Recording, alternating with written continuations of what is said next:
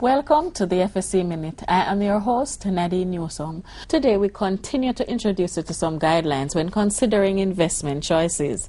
My guest today is George Roper of the FSC. Welcome, Mr. Roper. Thank you, Nadine.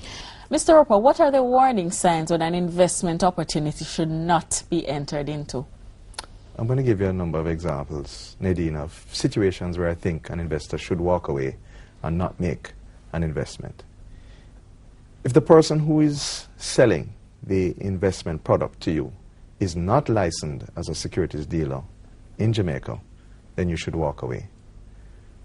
Too many Jamaicans have been deprived of their funds because they invested their monies with persons and companies that were not licensed as securities dealers.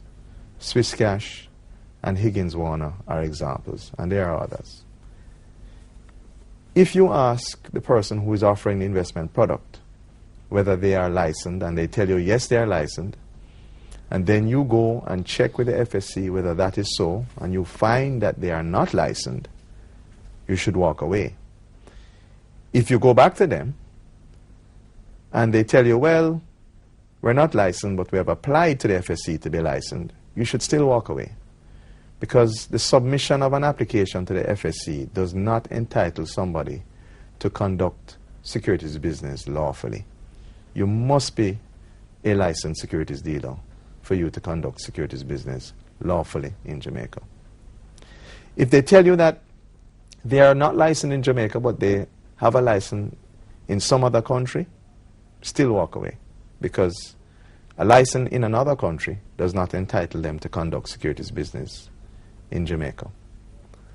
If they tell you that they don't have any financial statements, even though they may have been operating for several years, then you should walk away. If they produce financial statements going back several years, but none of those financial statements have been audited, I would also suggest that you walk away.